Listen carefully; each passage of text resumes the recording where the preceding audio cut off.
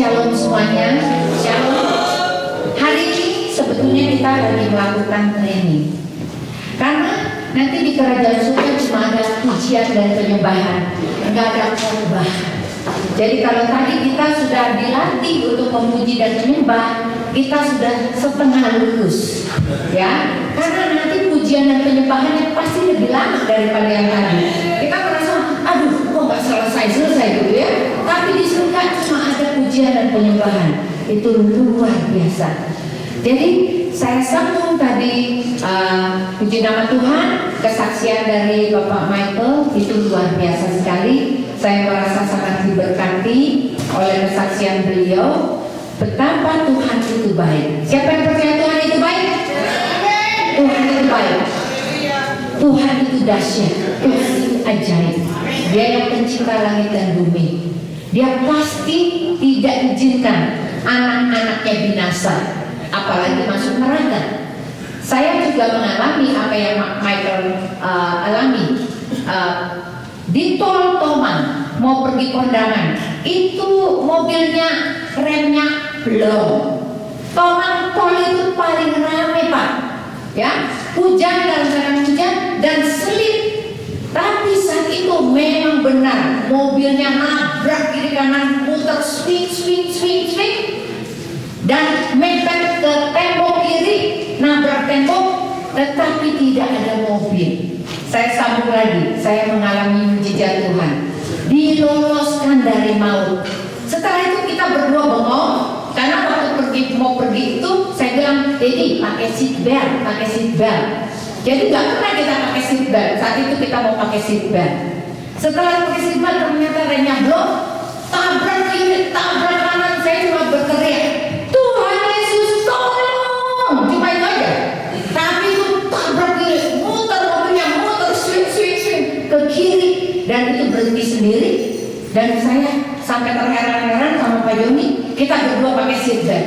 Saya bilang, waduh, ini mobil udah penyok kiri, penyok kanan, kita masih bisa pulang nggak ya? Ya, coba di starter lagi mobilnya.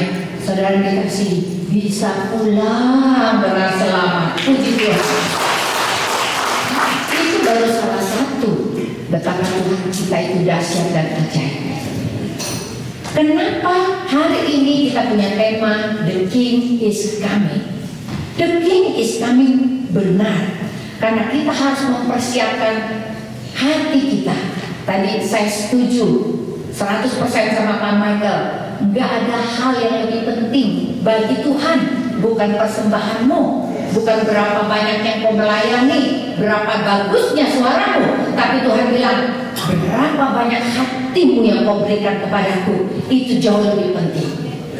The King is coming. Penglihatan demi penglihatan Tuhan kasih. Pada saat Tuhan mau datang, Dia sudah muncul di awan-awan. Dia akan 24 tua-tua dengan memakai mahkota emas. Dan kita semua, seluruh dunia akan bertekuk lutut. Dan lidah kita mengaku Yesus Kristus adalah Tuhan. Kita akan lihat sendiri. Kemungkinan kita masih ada di dunia ini. Tuhan Yesus sudah datang.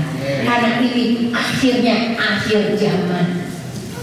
Karena nggak mungkin Tuhan nggak menepati janjinya. Itu pasti dari dulu Tuhan Yesus segera datang.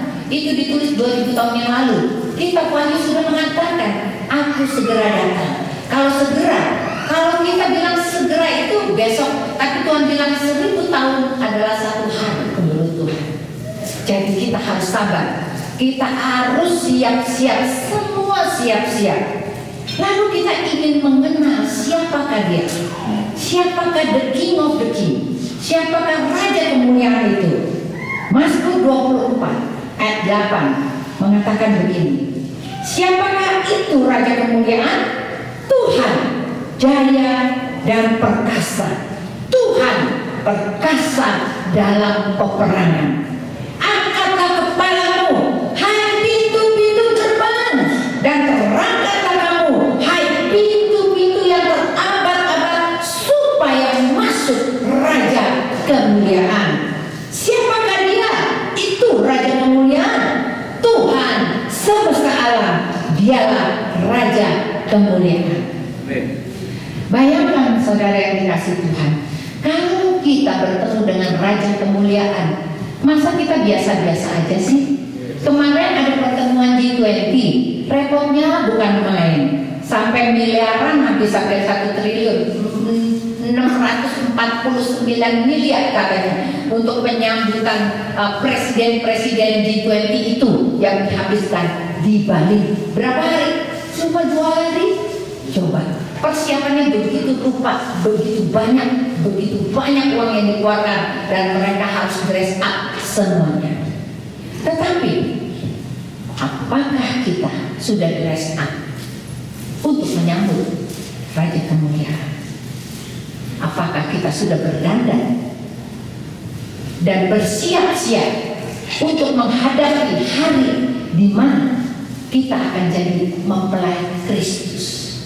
Kalau kita bersiap-siap seperti orang yang mau menikah, kalau udah mau menikah tuh hati berdebar-debar ya, kayaknya makan sih makan, badan jadi kurus karena makannya nggak bisa jadi daging, karena khawatir nanti undangannya gimana, nanti makanannya oke nggak, nanti make-nya bagus nggak, bajunya gimana, tamunya datang nggak. Itu seperti itu. Apakah kita punya satu perasaan di dalam hati kita untuk menyambut Tuhan seperti itu? Bahwa kita bersiap-siap segenap hati, segenap jiwa tiap hari memuji, menyembah, bersyukur gila-gilaan. Tadi itu saya joget-joget masih biasa-biasa aja. Kalau saya dalam bukit doa saya lebih gila lagi. Ya, kalau saya dalam pertemuan di Jogja, wih saya loncatnya tinggi banget ya. Ada rasa malu nggak? Enggak usah jaim di depan Tuhan. Nggak usah jaim. Kita melepaskan semua apa yang menempel di diri kita, pride kita, dan semuanya kita serahkan buat Tuhan. Saya baru mengerti kenapa Daud menari gila-gilaan, karena dia cinta setengah mati sama Tuhan. Dia bersyukur setengah mati sama Tuhan. Kalau dia kembali lagi menjadi raja, dia udah nggak bisa ucapkan terima kasih, cuma satu yes Tuhan, aku mengasihimu, aku berjoget dan bersuka cita untuk Engkau Tuhan. Itulah dia yang dahsyat. Tetapi bagaimana kita memuji penyembah aja dengan sikap, kakinya kita menggoyang semua. Kau bilang pusing saya sama kamu, gimana kaki di sorga? Udah dah, lu di halaman itu sono, jangan masuk. Karena yang ini mengganggu semua hadirin yang hadir. Karena yang hadir semuanya narinya gila kayak Daud gitu. Yang jaim dikasih di luar sana, di luar halaman, jauh banget. Jadi kalau melihat Yesus, gimana ya? Kayak mau lihat konser kan susah. Ini lebih jauh dari konser, jauh banget, sampai susah banget. Dan di sana nggak ada telepon, jadi salah sendiri. Kenapa nggak sungguh-sungguh memuji Tuhan? Kenapa nggak sungguh-sungguh mengasihi Tuhan? Kita akan menjadi yang terakhir di sana. Tetapi orang yang mengasihi Tuhan cepat-cepat diundang ke hadiratnya. Yang ini di dia, yang ini bersuka cita, katanya. Ayo kita sama-sama memuji dan memuliakan Tuhan. Kita diundang karena kita istimewa, lain sendiri. Jadi ingat ya, kalau memuji Tuhan, anak-anak muda, gila-gilaan aja. Gak apa-apa, daripada nanti jogetnya di tempat ajojing sono, mendingan ajojing di sini. Jangan jaim di sini, takut gitu ya. Kalau dulu aku udah kayak orang gila gitu ya. Kalau udah aku gelap-gelap gila-gilaan gitu ya. Jadi nggak bisa. Kita di hadapan Tuhan, kita transparan, kita terang, terlihat hatimu itu cinta atau enggak sama Tuhan. Hari ini saya ada di sini, bilangnya kita kesembuhan ilahi. Saya mau kasih tahu, kesembuhan itu yang terutama kesembuhan hati kita. Karena banyak yang sakit, luarnya beres, dalamnya nggak beres. Orang bilang zaman sekarang bilang mental health, pakai istilahnya mental health. Padahal dia itu depresi, stres. Kenapa coba orang-orang itu menjadi stres? Begini, pada saat Tuhan memberikan kita sebuah kehidupan, kita diberikan Tuhan pilihan. Kita mau memilih yang mana? Kita anggap Tuhan kasih kita kereta. oleh kita, bisa diisi oleh kita dengan Tuhan. Berarti kita di kereta Tuhan. Tetapi lebih banyak orang di dunia ini, walaupun hamba Tuhan, memilih keretanya sendiri. Suka-suka gue, programnya gue, pokoknya gereja gue harus begini dan harus begini, harus begini. Dia tidak ada di dalam keretanya Tuhan. Lalu berjalanlah kereta itu, kehidupan kita berjalan kemana? Makin hari makin jauh, makin hari makin jauh. Akhirnya stres, depresi. Tadi yang dikatakan Pak Michael, minta maaf Pak Michael, keretanya salah arah, sampai pengen bunuh diri. Karena keretanya itu tidak memberi jawaban, sepertinya berdoa, tetapi tidak didengar. Semua masalah menumpuk begitu rupa, gak bisa diselesaikan, karena keretamu itu jauh ke sana. Lalu kau memanggil di dalam tangisanmu. Engkau berkata Tuhan Yesus, atau tanpa dipanggil. Tadi Pak Michael itu luar biasa, tanpa dipanggil, nggak sebut nama Yesus ya, nggak sebut, tetapi kasih Yesus mendekati kita. Bayangkan bahwa kita itu istimewa, nggak usah panggil nama Yesus, Yesus sudah siap dengan keretanya, mau tolong kita. Apa yang Pak Michael itu alami adalah kereta Tuhan mendekati keretanya Pak Michael, lalu dipanggilnya dia, mari masuklah ke dalam keretaku, mari masuk ke dalam keretaku. Dan ngapain di dalam kereta Tuhan? Engkau tidak sendiri, engkau bersama-sama dengan aku, dan engkau selalu aku tolong. Kemana saja engkau pergi, aku tolong. Dan percayalah, ada jalan keluar. Sakit, jatuh, hampir mati, ada jalan keluar, karena Tuhan ingin selamatkan. Dan itu yang terjadi dalam kehidupan kita. Kita pilih kereta kita yang Wahyu 21 ayat 5 mengatakan begini, ia yang duduk di atas tahta itu berkata, lihatlah, aku menjadikan segala sesuatu baru, dan firman-Nya tuliskanlah, karena segala perkataan ini adalah tepat dan benar. Firman-Nya itu lagi kepadaku, semuanya telah terjadi. Aku adalah Alfa dan Omega, yang awal dan yang akhir. Orang yang haus akan kuberikan minum dengan cuma-cuma dari mata air kehidupan. Barang siapa minum, ia akan memperoleh semuanya itu, dan aku akan menjadi Allahnya, dan ia akan menjadi anakku. Tetapi orang-orang penakut, orang-orang yang tidak percaya, orang-orang yang keji, orang-orang pembunuh, orang-orang sundal, tukang-tukang sihir, penyembah-penyembah berhala, semua pendusta, mereka akan mendapat bagian mereka dalam lautan yang menyala-nyala oleh api dan belerang. Inilah kematian yang kedua. Bapak Ibu yang dikasihi Tuhan, Tuhan sudah bawa saya ke surga, sudah kasih lihat surga itu nyata, benar ada. Jangan main-main deh. Makanya kenapa Ibu Tina keliling-keliling nih? Ibu Tina gak ada kerjaannya. Bukannya tokonya banyak gitu.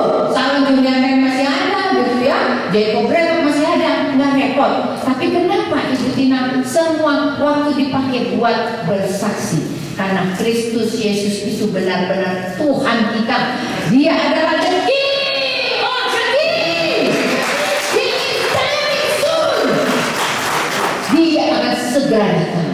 Dari kehidupan saya, dari saya umur 10 tahun, saya lihat dia tidak pernah berbohong. Satu orang percaya dalam satu rumah, seisi rumah diselamatkan. Keluarga saya berdoa 11 tahun, semua diselamatkan. Sampai nenek saya juga diselamatkan. Semua diselamatkan. Kita harus percaya dia adalah raja di atas segala raja. Dia akan segera datang. Kalau nggak segera datang, kenapa kita dikasih lihat penglihatan tentang surga? Lalu mungkin kita bertanya, Tuhan, Ibu Tina kan bukan pendeta, kenapa mau bawa dia ke surga? Saya juga kebingungan. Kenapa bukan pilih pendeta aja? Kenapa saya yang dipilih untuk masuk surga? Karena ternyata perkenanan Tuhan kepada kita, di mana vision-vision dari surga didodok kasih kita, bukan karena jabatan, bukan karena engkau ada di posisi mana, bukan berapa lama kau melayani, tetapi perkenanan Tuhan kepada diri kita itu karena kepercayaan Tuhan buat kita. Seberapa Tuhan mempercayakan kita untuk melihat surga, seberapa banyak Tuhan mempercayakan kita untuk melihat neraka. Hei, ini lihat dan beritakan. Karena apa? Karena Tuhan pengen bawa banyak hamba Tuhan ke sana, tapi nggak bisa. Kenapa? Nggak bisa karena hatinya sudah penuh, nggak bisa terima download dari surga, tidak bisa terima YouTube lagi dari surga. Kepenuhan giganya nggak cukup. Kenapa? Karena giganya penuh dengan dirinya sendiri, programnya sendiri, nggak ada tempat buat Tuhan. Tiap hari semua kegiatan duniawi, pelayanan, semuanya, sampai urusan Tuhan nggak ada tempat, urusan doa juga nggak ada tempat. Berapa banyak kita menyembah dan memuji Tuhan, tempatnya nggak ada. Karena Tuhan hanya bisa memberikan visi dan misinya hanya kepada hati yang giganya gede, bisa download dari surga. Dan itu tersedia karena apa? Tempatnya besar. Ya. Ini yang terjadi. Dilema. Mengapa gereja bisa bertengkar dengan gereja? Karena di situ tidak ada tempat buat Tuhan. Yang ada adalah dirinya. Kalau dirinya udah tersinggung, udah susah. Udah susah, udah bikin pagar. Semuanya, gue nggak boleh lagi tuh. Gereja apa tuh? Salah dia, salah. Masa orang dicium-cium? Yang satu lagi bilang, salah. Orang yang benar diciprat juga nggak apa-apa. Wah, berantem. Itu masalah kecil. Tuhan lagi pusing sama kita. Padahal Tuhan pengen kasih download YouTube surgawi. Percaya nggak Tuhan tuh punya YouTube yang luar biasa? Kita bisa tiap hari kasih YouTube-nya yang hebat. Kalau media sosial sekarang yang ada udah ketinggalan. Dari zamannya Abraham juga udah terima itu message, udah terima WA-nya Tuhan. Betul? Ya, dari zamannya Daniel sudah terima WA-nya Tuhan. Sudah dari zamannya Elia sudah tahu komunikasi dengan Tuhan. Nggak pakai wifi karena wifi-nya Tuhan satu langit. 5G kalah, ya. Tuhan akan siapkan download kasih kita. Cuma masalahnya cuma satu, hati. Berapa besar kasih kita kepada Tuhan? Berapa banyak yang kita ingin korbankan buat Tuhan? Apakah kita setengah hati? Apakah kita segenap hati? Apakah kita justru extraordinary, yaitu di atas ekspektasi?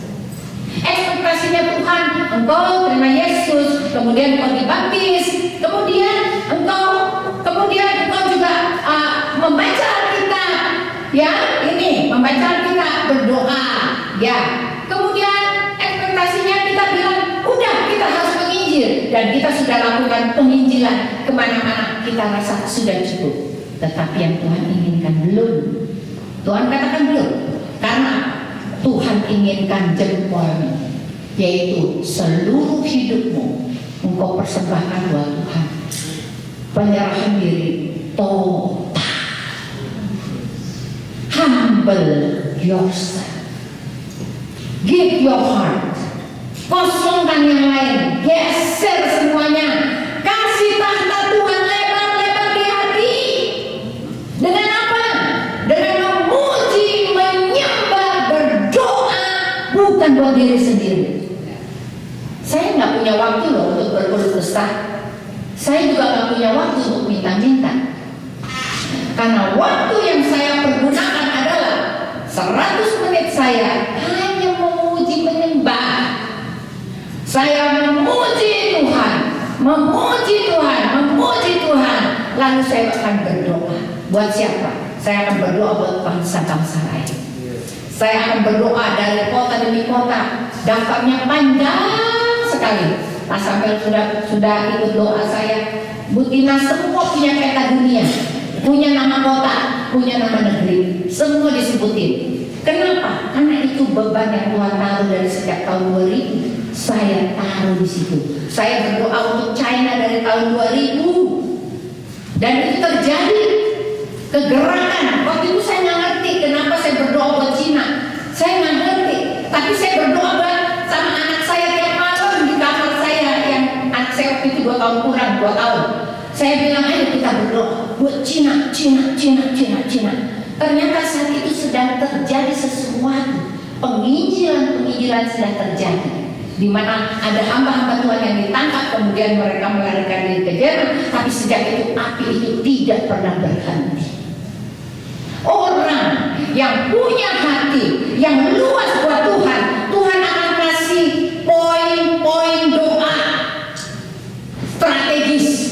Saya waktu itu saya berdoa, saya nggak ngerti, tapi saya berdoa buat Jepang. Saya katakan, ini ada tim doa saya yang tim musik ini tadi yang luar biasa. Itu adalah tim doa saya sejak 2008 hingga saat ini.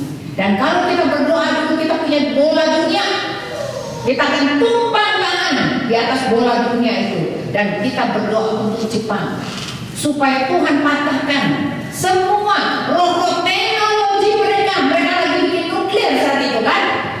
Kita berdoa, aku patahkan roh teknologi yang ada di Jepang di dalam nama Yesus. Kemudian apa yang terjadi? Dan itu kita berdoa bukan 1 bulan, bukan 2 bulan, bukan 3 bulan, terus mungkin 1 tahun. Terjadilah Fukushima, hancur fasilitas nuklirnya. Kita banyak berdoa untuk spesifik yang Tuhan kasih. Lalu bukan tentang kegiatan pelayanan kita yang penting, tetapi apa visi yang Tuhan taruh di hati kita itu lebih penting. Bagaimana hati kita itu cukup untuk menerima dan download pesan-pesan Tuhan ini, untuk kita terima dan kita laksanakan dengan setia.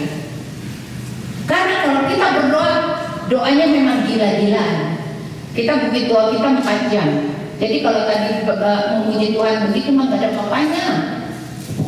Kita dulu kalau dari jam 8 sampai jam 12 malam, begitu masih pada tetap pulang. Saya bilang nginep aja semuanya. Masih ngobrol sejam lagi sampai rumah gak tahu jam berapa pagi subuh. Tapi itu ada excitement, ada roh Tuhan yang luar biasa membawa kita. Mari, saya ingin katakan hari ini, Raja di atas segala raja segera datang. Kita harus buat kata yang besar di hati kita. Kita siapkan hati kita. Pada saat kita siapkan hati kita dengan demikian rupa, dengan kesetiaan, maka semua sakit akan disembuhkan. Semua kesusahan akan diselesaikan. Semua kedukaan akan dihiburkan. Semua kecemasan akan dihilangkan. Karena apa? Begitu kita memuji menyembah Tuhan tiap hari, ingat nih, tiap hari, jangan seminggu sekali atau gereja ini doa. Bukan, setiap hari sesuatu terjadi di alam spiritual kita. Spiritual kita yang kurus, kering, lemah, letih, lesu, dan berbeban berat. Tiba-tiba kita akan menerima curahan air kehidupan. Wah, tiap hari disiram, tiap hari disiram. Wah, di sini semakin gemuk, semakin gemuk, semakin besar, semakin besar, semakin besar. Dan kita tidak terkalahkan. Kita akan sangat-sangat kuat secara fundamental spirit kita. Gak gampang marah, gak gampang sedih, tidak gampang tersinggung, tidak khawatir masa depan, tidak pernah kita ingin menyakiti orang lain, tetapi kita selalu menghibur orang lain. Karena apa? Yesus yang adalah roh sukacita, Raja di atas segala raja, Raja kemuliaan, bertahta di hati kita. Apa yang harus kita pancarkan adalah kemuliaannya. Yang harus kita pancarkan adalah keagungannya dan kebaikannya. Itu yang kita harus laksanakan setiap hari. Bagaimana janji kita? Kita yang ambil komitmennya. Jangan tunggu ntar sok. Kalau ntar sok, besok kita ketinggalan. Kita tidak akan masuk ke dalam kerajaannya. Satu penglihatan. Di dalam mimpi saya sedang berenang di air yang jernih, dan di bawahnya itu batu putih. Jadi sangat jernih, bening banget airnya. Saya berenang ke kiri, saya berenang ke kanan, aduh enak banget. Ternyata itu saya lagi berenang di dalam air kehidupan. Air kehidupan. Pada saat itu malaikat sudah berdiri di sana, dia pakai trompet sama seperti itu. Saya dengar ada sangkakala berbunyi, suruh bangun, siap-siap, karena kita segera akan pergi. Kita harus bersiap-siap dijemput untuk pergi ke tempat di mana Tuhan akan berada. Saya bangun dan baju saya basah, tapi malaikat saya yang ada berdiri di situ, ini cuma bukan satu kali saya lihat malaikat saya, sering banget. Makanya saya sudah punya malaikat saya sendiri. Dia memegang baju putih, pakai ini, shower dulu, nanti setelah selesai pakai baju putih ini. Lalu saya shower, saya lagi nungguin suami saya. Mana suami saya? Kok belum shower gitu ya? Saya udah ketakutan gitu, takut dan khawatir suami saya nggak ikutan sama saya, karena saya harus check in. Lalu waktu saya udah selesai, saya melihat rombongan orang banyak sekali lagi ngantri, kayak orang ngantri karcis. Terus udah gitu mau masuk ke sebuah tempat gitu. Jadi ngantrinya banyak banget. Saya ikut antri di bagian antrikan itu. Saya berdiri di situ, orang banyak banget, udah jadi kayak ular naga gitu kan. Nah, saya berdiri di situ, lalu malaikat saya datang dekat saya, ditolak sayanya. Salah antri, tempatnya bukan di sini. Ibu punya tempat di situ. Waktu saya lihat ada tulisannya fast track. Di sorga juga waktu bocetnya ada yang fast track, ternyata ada yang fast track. Kok saya lihat, kok nggak ada orang? Kenapa saya cuma sendirian? Ada roketnya gitu kan ya? Ada roketnya. Jadi saya masuk ke situ, lalu di roket itu, ini orang media resepsionis. Saya nggak punya tiket, cukup kasih tangannya aja. Kasih tangan dia dan tangan saya. Yes, namamu sudah tercatat dalam kitab kehidupan. Silakan masuk. Tepuk tangan. Berarti orang yang memberikan hidupnya seluruhnya, bukan separuh, bukan 3/4, seluruhnya itu punya jalur khusus, fast track, dan itu yang membuat orang itu istimewa. Bagaimana dengan kita? Kita bilang, kan aku dengar kalau kita sudah terima Yesus, kita pasti masuk surga. Kita kan sudah dibaptis, aku juga sudah melayani, aku sudah didaulat malah jadi pendeta, malah pemimpin pendeta, malah jadi ketua dari DKI atau nasional. Itu yang kita pikir. Tapi ternyata waktu kita check-in, dia nggak tanya tuh, jabatanmu apa ya? Pendetanya di gereja mana ya? Nggak ditanya, cukup cuma dia lihat tangan. Karena tangan ini berbicara tentang ketaatan kita sama Tuhan. Tangan ini berbicara tentang kehidupan semuanya, termasuk jempol ada di situ. Kelingking adalah saat engkau terima Yesus sebagai Tuhan dan Juru Selamat. Jari manis adalah saat engkau dipertunangkan menjadi mempelai Kristus dan engkau dibaptis. Jari tengah berbicara tentang kehidupanmu melihat ke atas dengan berdoa, memuji dan menyembah. Jari telunjuk berbicara tentang pergilah, jadikanlah semua bangsa muridku. Tetapi yang paling penting, jempolmu, apakah sudah engkau berikan buat Tuhan? Banyak orang, maaf, malaikat itu berkata kepada saya, banyak orang cuma punya 4 jari saja. termasuk para pendeta, nggak punya jempol, nggak punya humbleness, tidak punya penyerahan diri secara total. Makanya banyak pendeta yang jatuh masuk dalam dosa. Banyak pendeta yang tidak akan lari sampai gol terakhir karena mereka sudah jatuh di tengah-tengah, karena mereka tidak bisa menguasai pikirannya, karena tidak ada humbleness, tidak ada penyerahan diri secara total. Ini yang terjadi. Wahyu 22 ayat 7 mengatakan demikian, sesungguhnya aku datang segera, berbahagialah orang yang menuruti perkataan-perkataan nubuatan kitab ini. Ayat 11 mengatakan begini, barang siapa yang berbuat jahat, biarlah dia terus berbuat jahat. Barang siapa yang cemar, biarlah dia terus berbuat cemar. Barang siapa yang benar, biarlah dia terus berbuat kebenaran. Barang siapa yang kudus, biarlah dia terus menguduskan dirinya. Ayat 12 mengatakan, sesungguhnya aku datang segera, dan aku membawa upahku, membalaskan kepada setiap orang yang menuruti firman-Nya. Saudara dikasih Tuhan, waktunya sudah mepet. Kita selalu terfokus dengan kita punya jadwal, ya, pekerjaan kita, keluarga kita. Tapi berapa banyak kita mau berikan waktu kita buat Tuhan? Jangan main-main. The King is coming. Tuhan akan segera datang. Barang siapa yang ketinggalan, dia akan sengsara, pasti masuk neraka. Suatu hari Tuhan berikan saya penglihatan untuk neraka ketujuh. Pergi ke neraka ketujuh. Di dalam penglihatan saya masuk sebuah lubang, dan lubang itu penuh dengan air. Jadi waktu saya masuk ke lubang itu, saya turun bersama dengan air, dan air itu adalah firman Tuhan.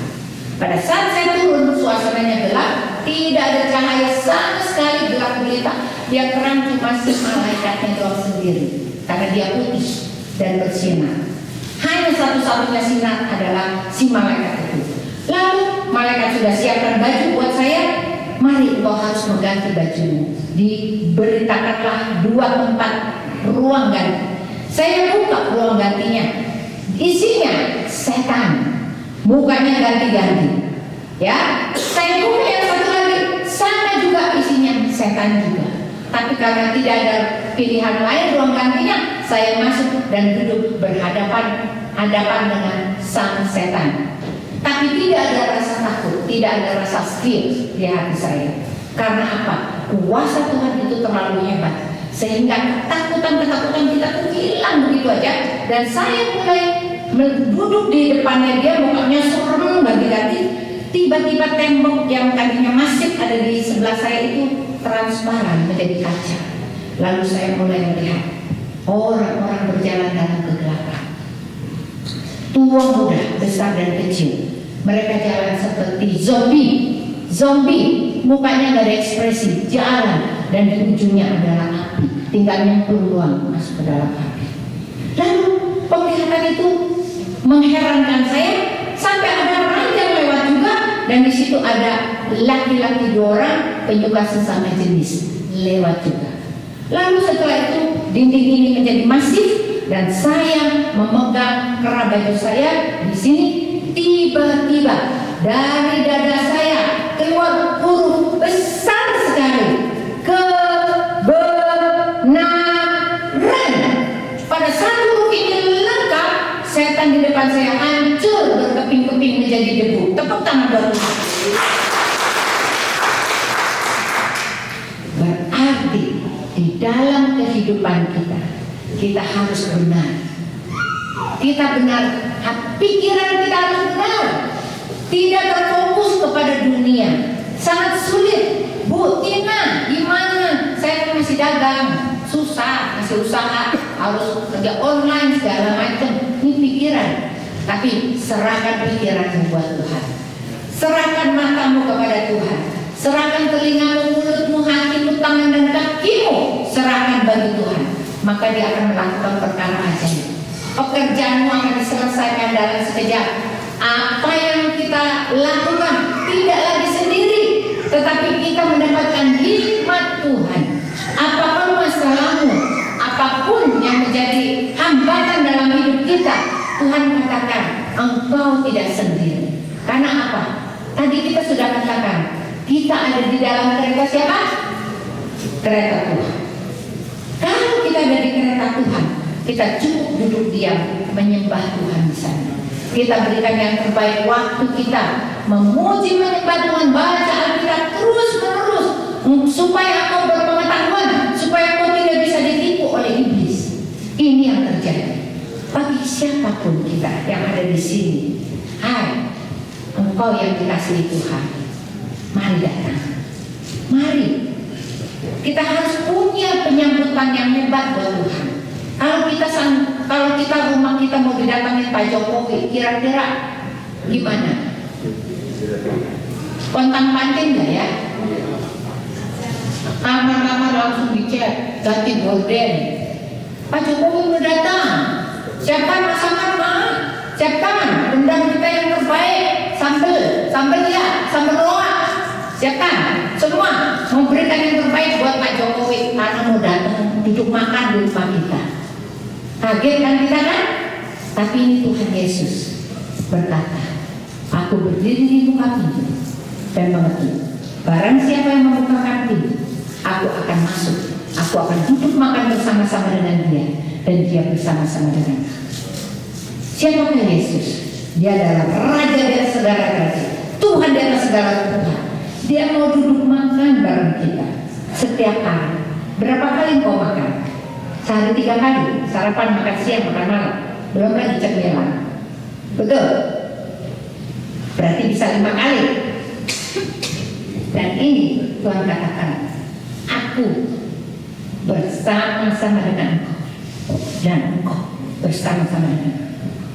Kita tidak pernah sendiri lagi. Mengapa kita khawatir?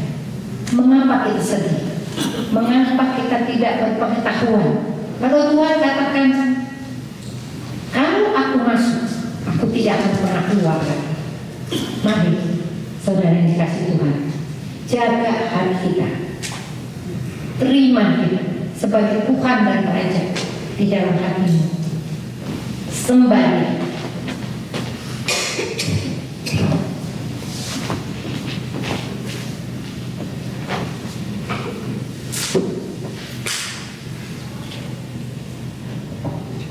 Sembah dia. Karena apa? Tuhan berkata, aku adalah Alfa dan Omega, yang pertama dan yang terkemudian, yang awal dan yang akhir. Berbahagialah mereka yang membasuh jubahnya. Mereka akan memperoleh hak atas pohon-pohon kehidupan dan masuk melalui pintu-pintu gerbang di dalam kota itu. Siapakah saudara yang mau diundang untuk masuk ke dalam kerajaannya? Engkau akan disembuhkan, engkau akan ditolong, engkau akan dihibur. Ada suara sukacita di dalam hatimu. Tadi waktu kita nyanyi mau puji Tuhan ada roh sukacitanya. Tapi jangan sampai roh sukacitanya udah keluar dari pintu sedih lagi. Berarti roh sukacitanya kita nggak kekal. Tapi yang Tuhan maksud adalah kita selalu bersukacita senantiasa. Kita selalu mempunyai puji-pujian dalam hati kita. Apa yang saya rasakan? Karena saya setia, saya mau extra mile sama Tuhan. Lagi tidur aja nyanyi loh, hatinya tuh nyanyi. Saya tidur badannya, tapi rohnya gak pernah tidur. Karena Yesus akan datang. Aku menyambut dia. Aku berdandan dalam rohku. Aku berdandan dengan sempurna. Tidak mau cacat, tidak ada celah. Kehidupanku, pikiranku, mataku, mulutku, tanganku, hatiku, kakiku, aku akan melangkah dalam kebenaran. Dan aku tahu mengapa jika aku tidur, rohku tidak pernah tidur, karena aku mempunyai roh yang menyala-nyala. Pada saat kita menyala-nyala, tidak ada sesuatu pun yang bisa mengalahkan kita. Karena apa? Orang yang sungguh-sungguh percaya kepada Tuhan, dia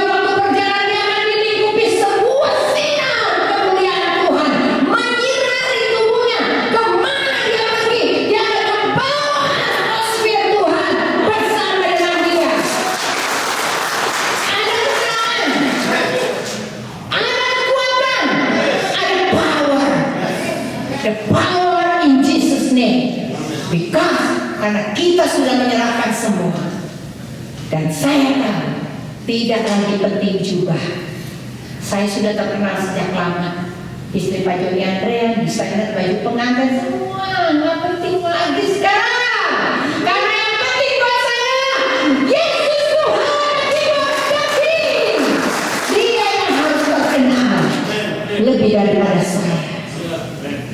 Saya akan persembahkan hidup saya sepenuhnya buat Tuhan. Dan suami saya adalah saksi. Anak-anak saya adalah saksi hidup. Cucu-cucu saya saksi hidup. Bagaimana saya hidup di hadapan Tuhan. Saya akan menyembah Dia gila-gilaan. Tidak perlu apapun juga. Saya tidak akan pernah malu apapun juga. Tidak ada rasa sungkan apapun kalau buat Tuhan. Saya melangkah ke tempat-tempat pelayanan yang paling pojok di ujung gang. Saya sampai ada tempatnya, sampai saya juga bingung. Tapi Tuhan tunjukkan sampai. Jadi saya nggak pernah pilih di mana Tuhan pimpin saya pergi. Saya pasti jalan. Karena apa? Saya tidak kuat untuk menolak kalau Tuhan suruh. Mengapa? Jempol. Penyerahan diri secara total penuh. Tunduk kepada perintah Tuhan. Tunduk kepada apa yang Tuhan tunjukkan kepada kita. Dan tidak ada hesitate, tahu nggak? Sungkan-sungkan, aduh ini kurang nih nanti musiknya, oh nanti kurang nih alatnya, oh biarin, nanti Tuhan akan bekerja buat kita. Kenapa kita pusing-pusing untuk persediaan semuanya? Karena Tuhan, alat musik juga sudah dimuliakan oleh para malaikat. Mereka yang lebih gila daripada kita. Harusnya kita sebagai anak-anak raja, anak-anak raja, the king is coming. Menjemput siapa? Menjemput kita anak-anak raja. Harusnya kita punya perilaku anak raja. Tapi kan kita bukan. Kita lebih sering berperilaku, maaf, tukang minta-minta. Kita lebih banyak minta daripada perilaku jadi anak raja. Anak raja itu gak pernah susah, gak pernah khawatir. Kenapa? Pasti terima warisan surga, pasti terima warisan Bapa, dan pasti terima kuasa Roh Kudus dari Yesus. Kenapa susah?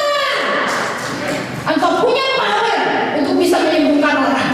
Engkau punya power untuk bisa mendoakan orang sakit yang manapun juga, yang stres apapun. Semua Tuhan bisa tolong.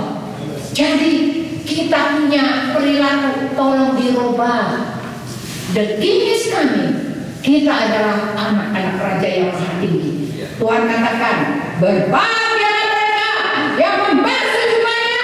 Mereka akan memperoleh hak atas pohon kehidupan dan masuk dalam pintu-pintu gerbang kota itu. Karena kita sudah berpakaian anak raja. Dan kita akan dihormati oleh para malaikat. Karena mereka adalah pelayan-pelayan kita di sana. Karena kita diciptakan serupa dan segambar dengan Yesus Kristus. Kita adalah dianggap sama dan sederajat dengan Yesus. Lalu apa kata Tuhan Yesus? Tuhan Yesus berkata begini.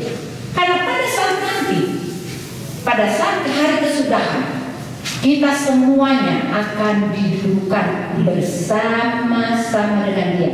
Wahyu 3 ayat 21 mengatakan begini, ayat terakhir. Barang siapa menang, ia akan kududukan bersama-sama dengan aku di atas tahtaku, sebagaimana aku pun telah menang dan duduk bersama-sama dengan Bapakku di atas tahtanya. Tepuk tangan. Ini adalah janji Tuhan. Pasti digenapi. Dia akan datang duduk di atas tahta. Kita juga didudukkan bersama-sama dengan Dia. Hari ini ada undangan dari King of Kings. Maukah engkau duduk bersama-sama dengan Dia? Kalau kita mau duduk bersama-sama dengan Dia, kita harus merubah hati kita. Hati kita harus menjadi hati anak raja yang percaya bahwa kita tidak usah khawatir semuanya. Seorang anak raja raja nggak pernah khawatir akan hari esok, betul? Soalnya dia adalah ahli waris, anak raja, betul? Dia pasti memiliki semua apa yang Tuhan Yesus miliki, kekuasaan, power, mujizat, pasti kita miliki. Karena kita sama-sama seperti dia. Aku pergi ke rumah Bapa untuk menyediakan tempat tinggal bagimu, dan aku berdoa Bapa supaya aku ada di dalam mereka dan mereka ada di dalam aku, dan kita semua ada bersama-sama. Saya undang kita bangkit sendiri.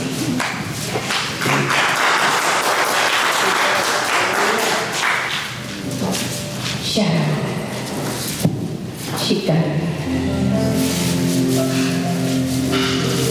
Syarat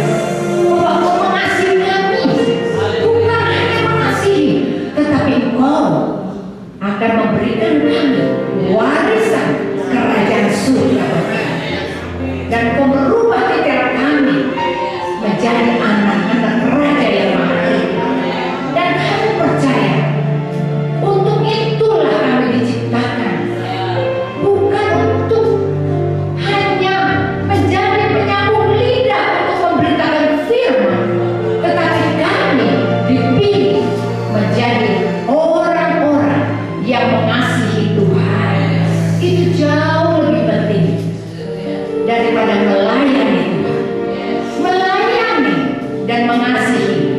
Itu dua hal yang berbeda.